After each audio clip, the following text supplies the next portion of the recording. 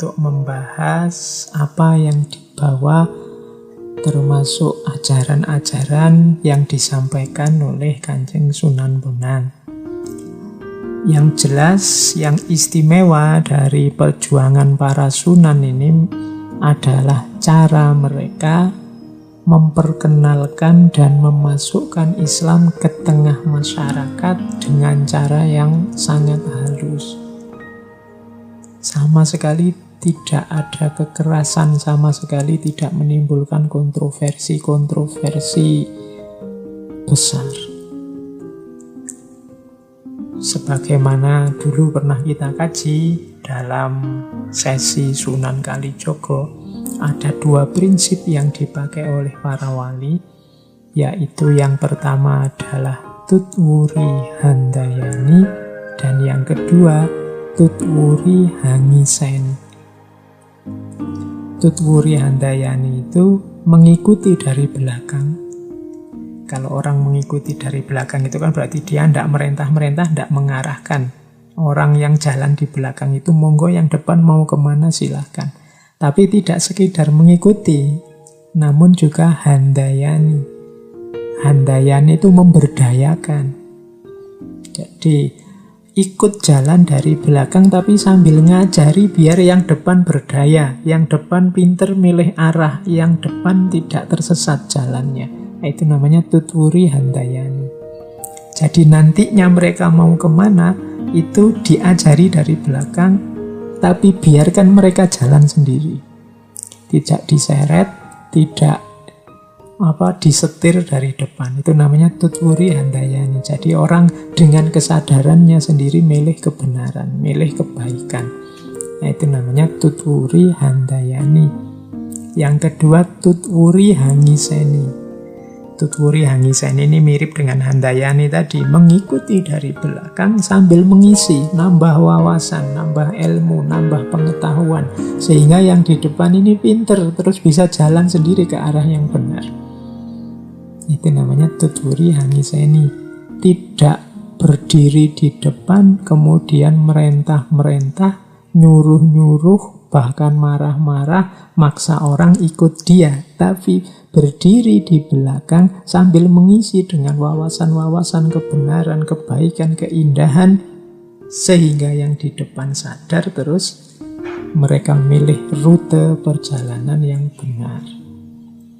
Jadi ini prinsip strategi dakwah yang dilakukan oleh para wali zaman dulu. Jadi dakwah yang tidak menimbulkan konflik, dakwah yang tidak melahirkan masalah. Dakwah itu kan sebenarnya memberi solusi kebenaran, solusi kebaikan. Jangan sampai dakwah kita malah melahirkan problem baru. Kalau pakai bahasa pepatah ya mengambil airnya, mengambil ikannya, tapi jangan sampai keruh airnya. Itu strategi dakwah yang kedua. Nah, untuk melakukan ini, para wali banyak menggunakan media seni. Seni ini kan lebih halus. Seni ini kan lebih mudah masuk ke tengah masyarakat.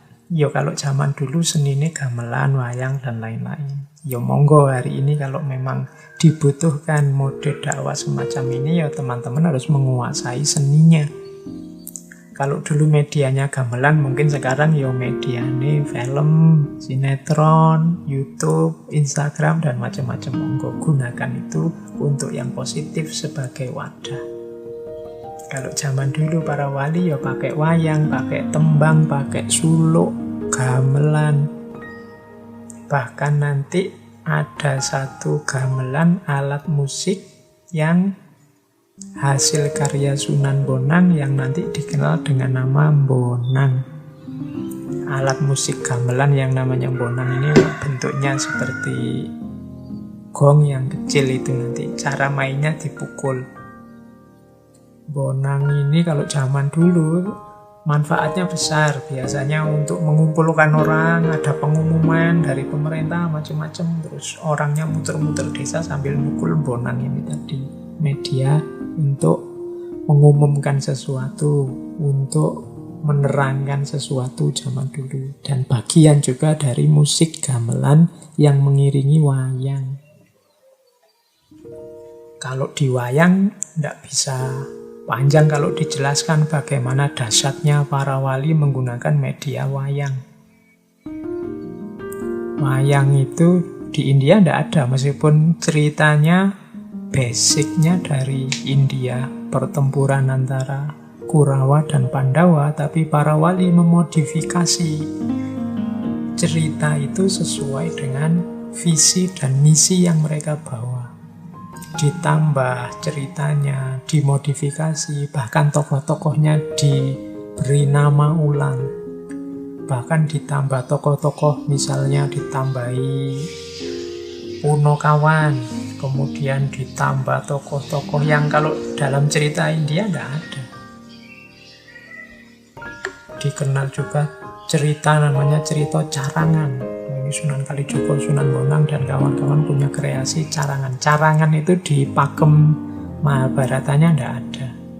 Misalnya cerita tentang, kalau dulu Sunan Kalijogo ada Dewa Ruci. Kemudian masih ada cerita tentang Petruk dadi ratu. Masih ada cerita Layang Kalimosodo. Ada cerita Semar Barang Jantur, ada cerita Begawan Ciptoning, ada cerita Wahyu Widayat, macam-macam hasil kreasi para wali. Termasuk tokoh-tokoh tambahan para Punokawan tadi, Gareng, Petruk, Bagong, Semar.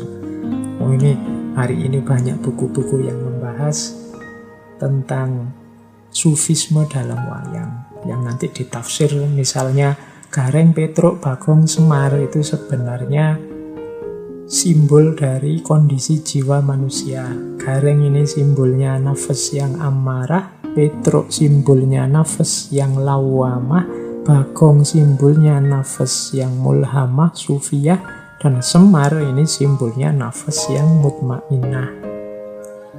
Ada yang nafsir Punokawan ini sebenarnya simbol dari suluk.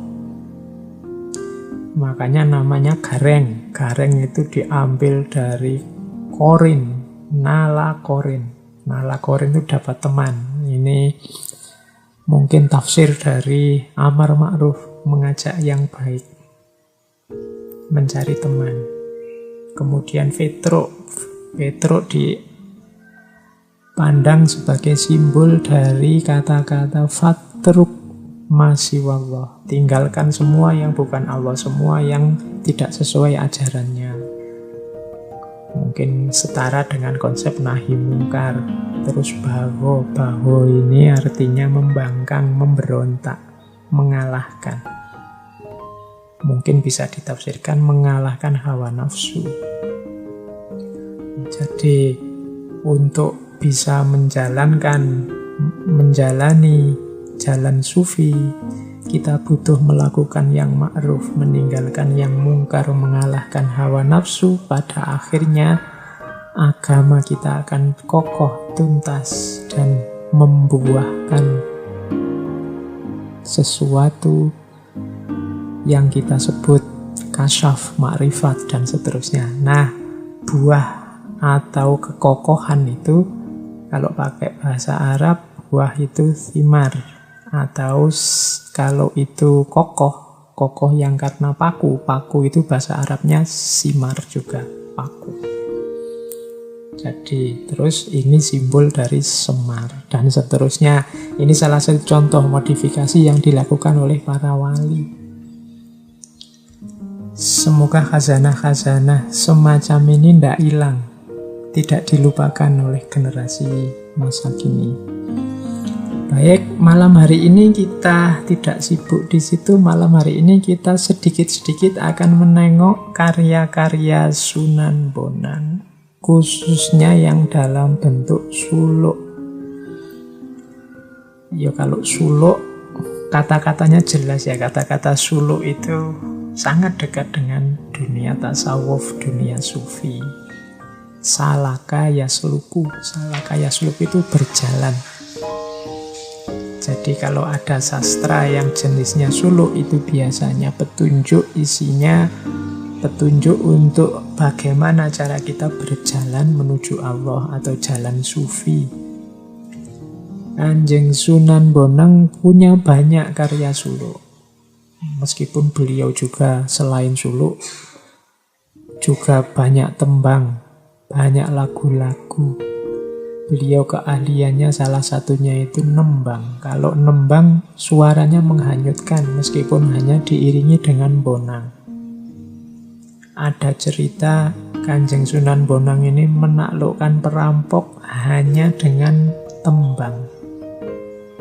Jadi satu ketika beliau ini sedang nembang bersama murid-muridnya, kemudian diserang oleh perampok. Nah, para perampok ini ingin merampas hartanya Kanjeng Sunan Bonang dan murid-muridnya pastinya. Untuk melawan para perampok ini, Kanjeng Sunan Bonang terus nembang lagu Durmo. Begitu Kanjeng Sunan Bonang menembang, ini para perampok ini tidak bisa bergerak.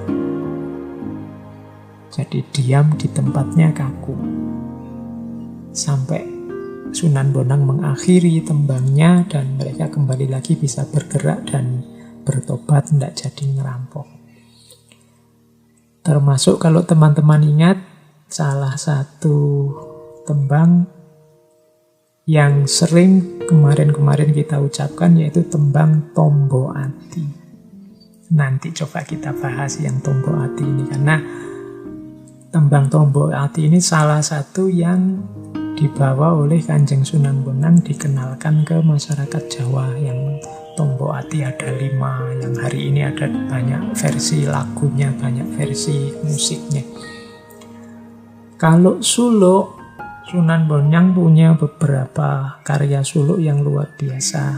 Hanya memang sayangnya banyak di antara karya-karya penting ini hari ini jadi koleksi di Belanda sana, di Amsterdam. Hanya beberapa yang kita bisa menikmati di Indonesia hari ini. Tapi insya Allah nanti pada saatnya juga kita bisa mengakses. Jadi suluk-suluk yang paling terkenal, yang pertama mungkin teman-teman masih ingat ada suluk Wujil. Nanti kita bahas ya suluk Wujil ini, kita ungkap sedikit-sedikit isinya apa. Kemudian ada suluk Khalifah. Suluk Khalifah ini isinya kisah dari Sunan Bonang tentang perjalanan beliau mencari ilmu ke Malaka, yang tadi sempat saya singgung sedikit. Ada suluk Kadersan, ada suluk Regul, ada suluk Bentur, ada suluk Wasiat, ada suluk Pipiringan, ada suluk Jebeng, dan lain-lain. Ya nanti silahkan teman-teman yang tertarik untuk mendalami ajaran-ajaran Kanjeng Sunan Bonang, silahkan. Banyak ajaran beliau ditulis dalam bentuk suluk dan isinya sebagian besar merupakan petunjuk dan kisah pengalaman beliau menjalani jalan sufi, menjalani suluk. Makanya judulnya sebagian besar ya memang suluk. Baik, kita tengok ya beberapa. Kita awali dari salah satu karya beliau yang paling unik. Ini satu-satunya karya yang bentuknya prosa. Yang lain kan modelnya suluk. Kita awali, ini karya ini kadang orang menyebutnya Kitab Bonang, kadang menyebutnya Primbon Bonang, atau kalau di barat dikenal dengan istilah, atau beberapa juga menyebutnya naskah ini judulnya adalah Pitutur Syekh Bahri. Kita awali dari ini saja ya, nanti yang Wujil yang agak belakangan. Jadi ini kitab ini, buku ini satu-satunya yang coraknya prosa, tidak seperti suluk-suluk yang lain. Isinya dialog, tanya jawab antara guru murid. Gurunya namanya Saiful Rijal, muridnya namanya Saiful Rijal, gurunya namanya Syekh Bahri. ada yang bilang ini sebenarnya kiasan Saiful Rijal ini ya Sunan Bonang sendiri, dan gurunya ini adalah seorang guru yang berasal dari Pasai, yang oleh Sunan Bonang di kitab ini disebut Syekh Bari. Nanti kalau teman-teman menggali suluk-suluknya Sunan Bonang, di dalamnya akan kelihatan sekali pengaruh dari dua tokoh besar tasawuf Persia. Yang pertama adalah Imam Ghazali, dan yang kedua Syekh Jalaluddin Ar-Rumi. Meskipun beberapa nama sufi juga disebut, misalnya beliau juga pernah menyebut nama Syekh Sufi. Syekh Sufi ini yang dimaksud adalah Imam Haris Al-Muhasibi, juga Syekh Nuri. Syekh Nuri mungkin ya Syekh Hasan An-Nuri. Kemudian ada Syekh Jaddin. Syekh Jaddin ini kemungkinan Syekh Junaid Al-Baghdadi.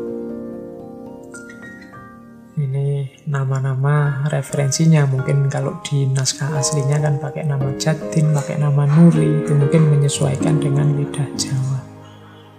Berbeda memang dengan tradisi dari Sumatera kemarin yang menggunakan huruf pegon. Para wali Songo ini termasuk Sunan Bonang menulisnya memang dalam bahasa Jawa. Beberapa suluk seperti suluk Wujil itu pakai bahasa Jawa tengahan. Jadi bahasa Jawa yang biasa, level tengahan, tidak sangat halus seperti bahasa Kawi.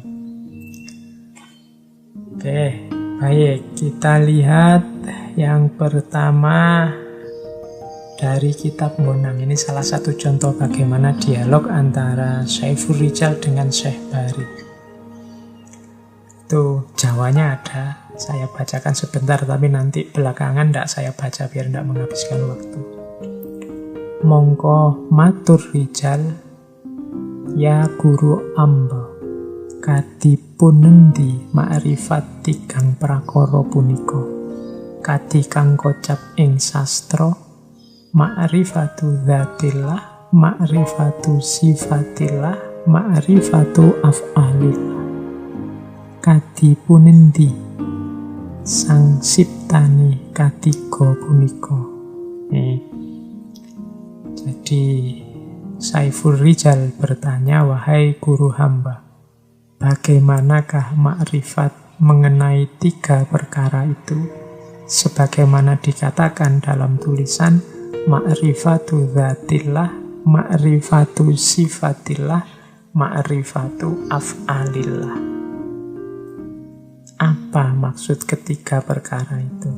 Ini sengaja saya angkat, saya dulukan tema tentang ma'rifat, tentang Allah ini. Mengapa? Karena nanti di suluk Wujil Kanjeng Sunan Bonang menyatakan bahwa intinya orang beragama nanti ada pada pengenalan kita terhadap Tuhan. Tidak ada gunanya sholat, tidak ada gunanya zakat kalau kita tidak kenal ini sholat, zakat kepada siapa, tentang apa.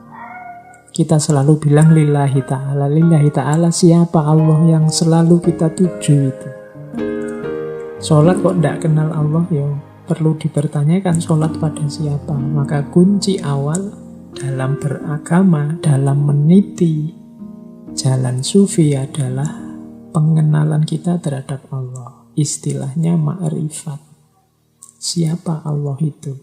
Dan kalau menurut kitab Bonang ada 3 konsep ma'rifat seperti yang ditanyakan oleh Rijal, yaitu ma'rifatu dzatillah, yang kedua ma'rifatu sifatillah, dan yang ketiga ma'rifatu af'alillah. Mari kita kenali Allah yang tiap hari kita tuju, tiap hari kita diperintahkan untuk mengingatnya, untuk berzikir padanya. Kita sering mendengar pepatah, tak kenal maka tak sayang. Kemarin-kemarin kita berambisi sekali untuk cinta pada Allah. Lah bagaimana kita bisa cinta kalau kenal saja tidak? Maka langkah pertama adalah mengenalnya. Dan kalau mengikuti perimbun-bonan ini, mengenal Allah itu ada 3 aspeknya, yaitu mengenali zatnya, mengenali sifatnya, dan yang ketiga mengenali af'alnya. Syekh Bari lalu menjawab, wahai rijal, arti ma'rifatu dzatillah adalah ketahuilah wujud Allah yang maha luhur itu tunggal, tiada sekutu baginya. Dia mempunyai sifat sedia, langgeng, kekal, maha suci, tidak berjisim, tanpa arah, tidak bercampur, hadir tapi tidak terlihat.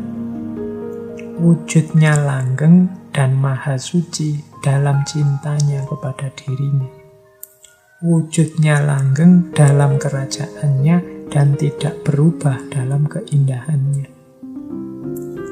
Jadi Allah dari sisi zat itu yang jelas, yang pertama wujud. Kemudian ya kalau dari sifat 20 ya qidam, kemudian bakok, dan seterusnya. Maha suci, tidak berjisim, tidak punya arah, tidak bercampur, tanpa arah, tidak bercampur, tidak terlihat. Susah menjelaskan zatnya Allah, maka biasanya menggunakan term tidak. Ini terjemahan dari laisa kamislihi syai'un.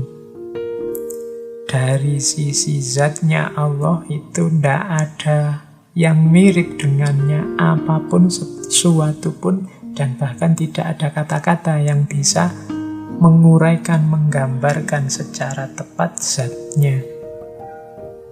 Cukup kita imani saja bahwa ada yang maha wujud, maha suci, maha langgeng, yang kita sebut Allah. Detail zatnya seperti apa, laisa kamislihi syai'un. Nah ini ma'rifatu dzatillah. Makanya ada banyak orang tanya, Pak, bukankah berpikir tentang zatnya Allah itu ada larangannya? Ya, cuma larangan ini tidak dalam arti